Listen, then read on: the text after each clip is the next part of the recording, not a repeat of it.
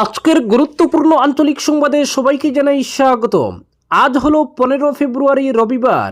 আজকের সন্ধ্যার বরাক উপত্যকা তথা আসাম এবং দেশের গুরুত্বপূর্ণ বিশেষ বিশেষ খবর হলো: বিতর্কিত ভিডিও, মুখ্যমন্ত্রী হিমন্ত বিশ্বের বিরুদ্ধে সুপ্রিম কোর্টে শুনানি কাল। রাজেশ মির্জাকে হত্যা করা হয়েছে, অভিযোগ চা বাগান শ্রমিক শাখার। জাতীয় মানবাধিকার কমিশনের দ্বারস্থ মজুরি শ্রমিক ইউনিয়ন। জোট সিদ্ধান্তে কংগ্রেসকে 19 ফেব্রুয়ারি পর্যন্ত সময় অখিলের। ব্রহ্মপুত্রের নিচ দিয়ে রেল সড়ক সেতু অনুমোদন ক্যাবিনেটের।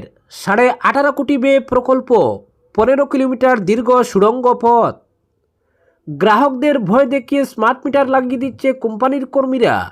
দুয়ারমুখ বাজারের অল আসাম ইলেকট্রিসিটি কনজিউমার্স অ্যাসোসিয়েশনের বিক্ষোভ। বরাক ব্রহ্মপুত্রের সম উন্নয়নে ফের সরকার গঠনে আত্মবিশ্বাসী হিমন্ত বিশ্ব। নতুন সেতুর শিলান্যাস সুজামের, যুক্ত হবে সরারপাড় রংপুর দুই প্রান্ত। বাংলাদেশের জনমতের ভিত্তিতেই ভারতের সঙ্গে বিদেশ নীতি, বললেন তারেক রহমান। বিশ্ব তালিকায় 75তম স্থানে ভারতীয় পাসপোর্ট। পার্কিংয়ের কবলে শ্যামাপ্রসাদ রোড, ফুটপাত থাকলেও নেই চলাচলের অধিকার। যানজট কমেনি, বেড়েছে বিপদ, অভিমত ওয়াকিবহাল মহলের। এবং সর্বশেষ খবরটি হল, কৃষক সংগঠনের প্রতিনিধিদের সঙ্গে বৈঠকে রাহুল গান্ধী। বাণিজ্য চুক্তি ঘিরে রাজনীতির পারদ চড়ল, নাটক বলে কটাক্ষ বিজেপির। এবারে শুনুন বিস্তারিত খবর। হিমন্ত বিশ্বের বিরুদ্ধে সুপ্রিম কোর্টে শুনানি কাল। প্রধানমন্ত্রী নরেন্দ্র মোদীর আসাম সফর নিয়ে যখন উজ্জীবিত রাজ্য বিজেপি, সেদিনই শঙ্কার খবর এলো।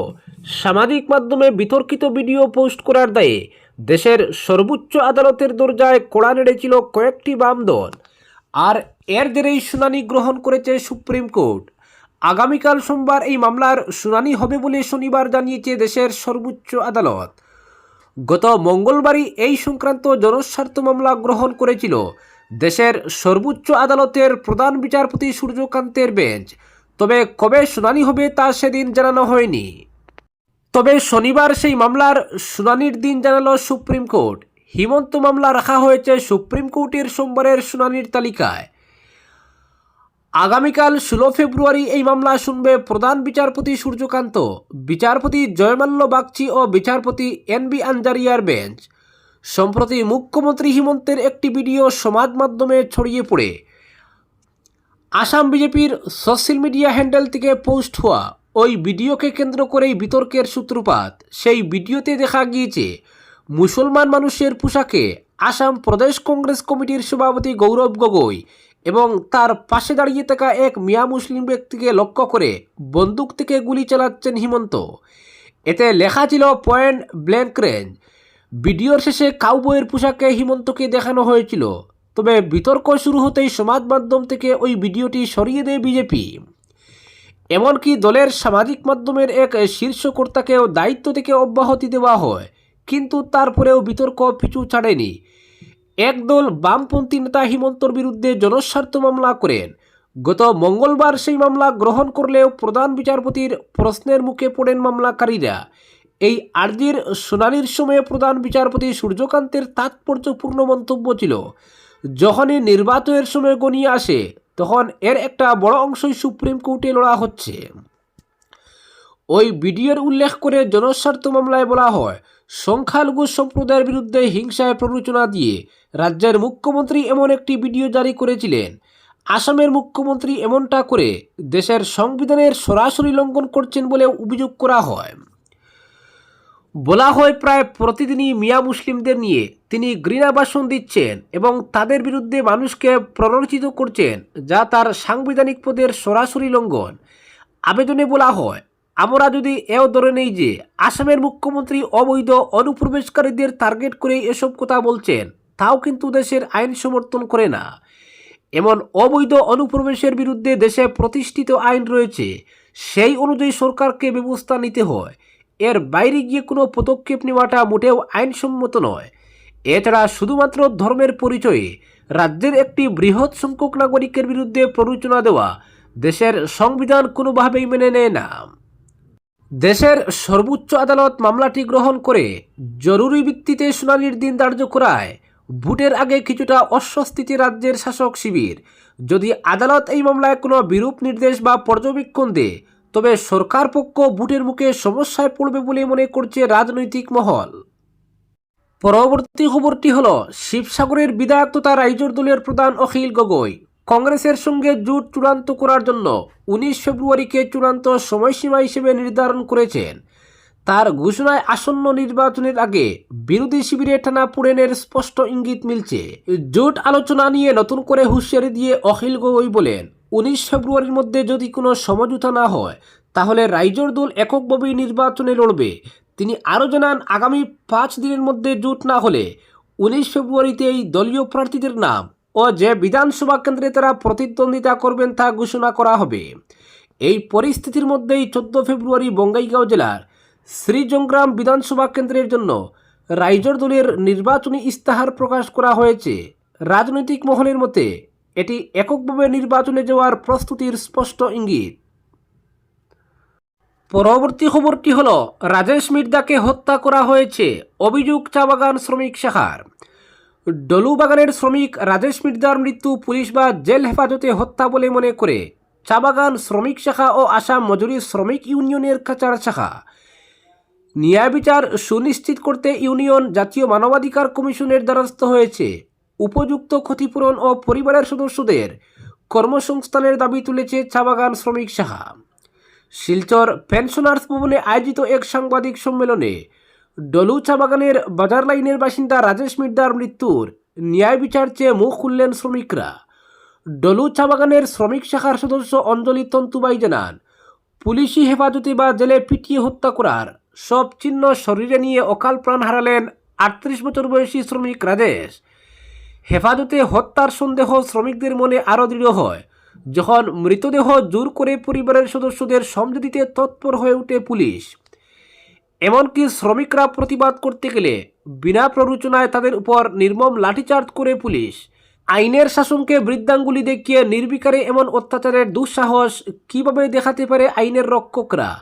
শ্রমজীবীদের প্রতি শাসন, শোষণ ও অত্যাচার চলছে, অমানবিক হয়ে উঠছে আমাদের শাসন ব্যবস্থা। এদিকে চা বাগান শ্রমিক শাখার লখিন্দর তেলি জানান, 9 ফেব্রুয়ারি বৃহস্পতিবার বিকেলে ডলুবাজারে ডিম ও পেঁয়াজ কিনতে গিয়েছিলেন রাজেশ মির্দা। কিছুক্ষণ পর বিজেপির একজন কর্মকর্তা ডিম পেঁয়াজ রাজেশের বাড়িতে পৌঁছে দেন। তখনই বিদ্যুৎ চুরির অভিযোগে রাজেশকে গ্রেফতার করে পুলিশ। তরতাজা সুস্থ মানুষ গেলেন, লাশ হয়ে বাড়ি ফিরলেন। এটা কোনোভাবেই স্বাভাবিক মৃত্যু নয়। বাড়ির লোকজনের কাছে যখন মরদেহ সমঝে দেওয়া হয়, তখন শেষকৃত্যের সময় তার শরীরে অসংখ্য আঘাতের চিহ্ন দেখা যায়, যা মোটেই স্বাভাবিক নয়। ভোটের আগে শ্রমিকদের ভয় দেখানো হচ্ছে। সঠিক তদন্ত না হলে তীব্র আন্দোলনে পা বাড়াবে শ্রমিকরা। এদিকে আসাম মজুরি শ্রমিক ইউনিয়নের পক্ষে অরিন্দম দেব জানান, আসাম মজুরি শ্রমিক ইউনিয়নের পক্ষে জাতীয় মানবাধিকার কমিশনের কাছে প্রাথমিক অভিযোগ দায়ের করা হয়েছে। হাজতে মৃত্যুর ক্ষেত্রে যেগুলি বিধিসম্মত নিয়ম রয়েছে সেগুলি পালন সুনিশ্চিত করতে জেলা শাসক সহ বিভিন্ন প্রশাসনিক কর্তাদের কাছেও আবেদন জানানো হয়েছে। পোস্টমর্টেম সহ সমস্ত বিষয়ে কারসাজির আশ্রয় নেওয়ার সম্ভাবনা রয়েছে। পরবর্তী খবরটি হল, লালার সোলারপাড় থেকে রংপুর 6ষ্ঠ খণ্ড পর্যন্ত সংযোগকারী রাস্তায় দলেশ্বরী নদীর উপর একটি পাকা সেতুর শিলান্যাসের মধ্য দিয়ে উন্মুক্ত হওয়ার পথে উন্নয়নের নতুন দিগন্ত। এক সংক্ষিপ্ত অনুষ্ঠানে সেতুটির আনুষ্ঠানিক শিলান্যাস করেন কাটলিচড়া বিধানসভা কেন্দ্রের বিধায়ক সুজামউদ্দিন লস্কর। এ উপলক্ষে বিভাগীয় আধিকারিক মেহবুব আহমেদের পৌরোহিত্যে আয়োজিত অনুষ্ঠানে অন্যদের মধ্যে রামচন্ডী নিমাইচাঁদপুর জেলা পরিষদ সদস্য দিলওয়ার হোসেন ভুইয়া, জিপি সভাপতি পম্পুনাথ প্রমুখ অংশ নিয়ে বক্তব্য রাখেন। প্রধান অতিথির বক্তব্যে বিধায়ক সুজামউদ্দিন বলেন, প্রায় 81,29,050 টাকা ব্যয়ে নির্মিত হতে চলা এই সেতু দীর্ঘদিনের যোগাযোগ সমস্যার সমাধান করবে। বর্ষাকালে বিচ্ছিন্ন হয়ে পড়া গ্রামগুলির মানুষ এবার পাবেন সারা বছরের নিরবিচ্ছিন্ন যাতায়াতের সুবিধা। বিধায়ক সুজামউদ্দিন লস্কর বলেন, এই সেতু শুধু ইট পাথরের কাঠামো নয়, এটি দুই প্রান্তের মানুষের হৃদয়ের সংযোগ। শিক্ষা, স্বাস্থ্য, কৃষি প্রতিটি ক্ষেত্রে এই সেতু উন্নয়নের গতি বাড়াবে। যোগাযোগ যত সহজ হবে, সম্ভাবনার দুয়ার তত উন্মুক্ত হবে। তিনি আরও বলেন, গ্রামীণ পরিকাঠামো উন্নয়নে তিনি বিশেষ গুরুত্ব আরোপ করছেন। পরবর্তী খবরটি হলো ভারতীয় পাসপোর্টের শক্তি আরও বাড়ল। হেনলি পাসপোর্ট ইন্ডেক্সের সর্বশেষ তালিকায় ভারতীয় পাসপোর্ট উঠে এসেছে 75 নম্বরে। 2025 সালে যেখানে ভারতের অবস্থান ছিল 85, 2026 সালের শুরুতে তা 80-তে পৌঁছায়। এবার আরও উন্নতি ঘটল। তবে এই অগ্রগতির মাঝে রয়েছে কিছু নেতিবাচক খবর। ভিসা মুক্ত ভ্রমণের সুযোগ কমে দাঁড়িয়েছে 56টি দেশে। গত বছর ইরান ভারতীয় নাগরিকদের জন্য ভিসামুক্ত প্রবেশাধিকার স্থগিত করে। এরপর বলিভিয়া ভিসা অন অ্যারাইভাল বন্ধ করে দেয়। চলতি বছরের ফেব্রুয়ারিতে গাম্বিয়াও ভারতীয়দের জন্য ভিসামুক্ত প্রবেশ নিষিদ্ধ করেছে। তাহলে প্রশ্ন উঠছে, ভিসামুক্ত ভ্রমণ কমলেও তালিকায় ভারত কেন উপরে উঠল?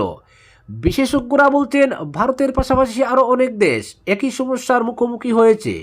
ফলে তুলনামূলকভাবে ভারতের অবস্থান উন্নত হয়েছে।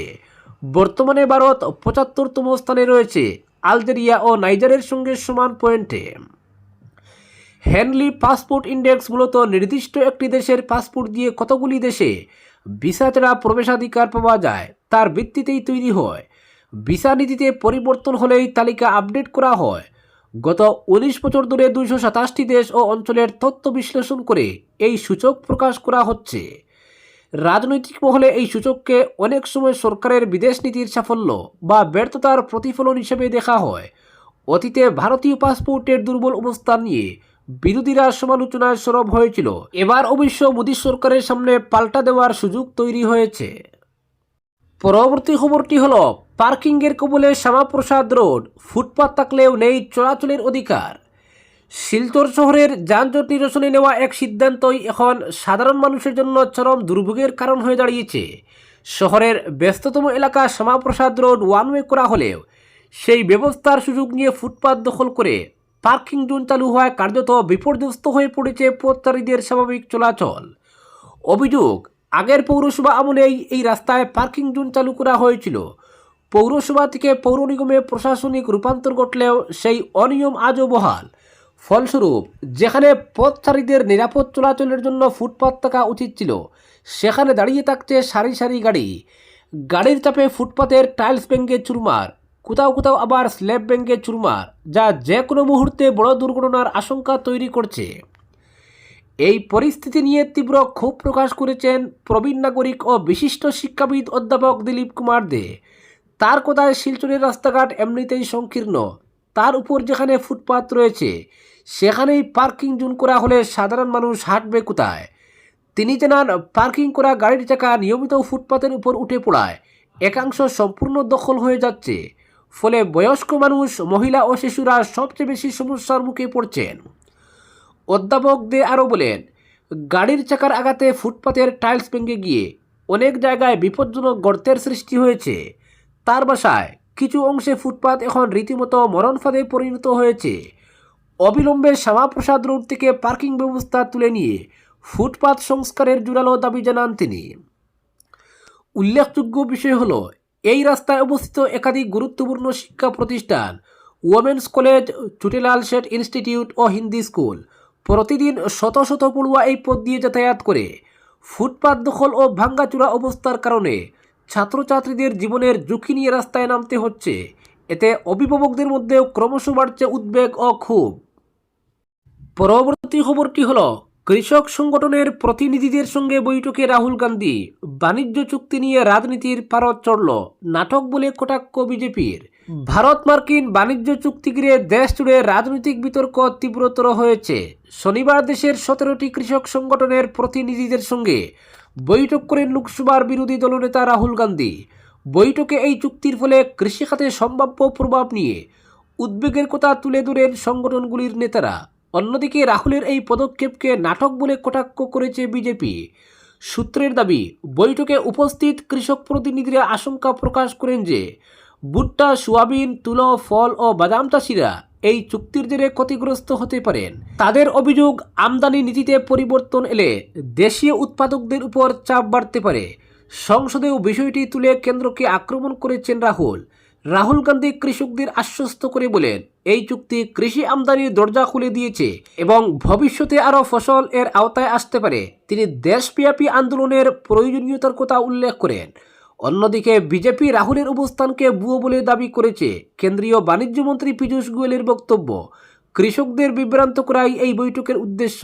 এক্স পোস্টে তিনি লেখেন, কংগ্রেস সাংসদ মন গড়া তথ্য তুলে ধরছেন এবং কয়েকজন কর্মীকে সামনে রেখে বিভ্রান্তি চড়ানোর চেষ্টা করছেন। প্রসঙ্গত, দীর্ঘ আলোচনার পর গত সপ্তাহে বাণিজ্য সমঝোতার কথা ঘোষণা করেন মার্কিন প্রেসিডেন্ট ডোনাল্ড ট্রাম্প ও প্রধানমন্ত্রী নরেন্দ্র মোদী। পরে যৌথ বিবৃতিও প্রকাশ করে দুই দেশ। সাংবাদিক বৈঠকে পীযূষ জানান, ভারতীয় পণ্যে মার্কিন শুল্ক 25% থেকে কমিয়ে 18% করা হচ্ছে। রুশ তেল কেনা নিয়ে অতিরিক্ত 25% শুল্ক প্রত্যাহার করা হবে বলে তিনি জানান। কেন্দ্রের দাবি, প্রতিবেশী দেশগুলির তুলনায় ভারতের অবস্থান এখন সুবিধাজনক। চীনা পণ্যে শুল্ক 35%, ভিয়েতনাম ও বাংলাদেশের ক্ষেত্রে 20% এবং ইন্দোনেশিয়ার ক্ষেত্রে 19%। সেই তুলনায় ভারতীয় পণ্যের শুল্ক 18%।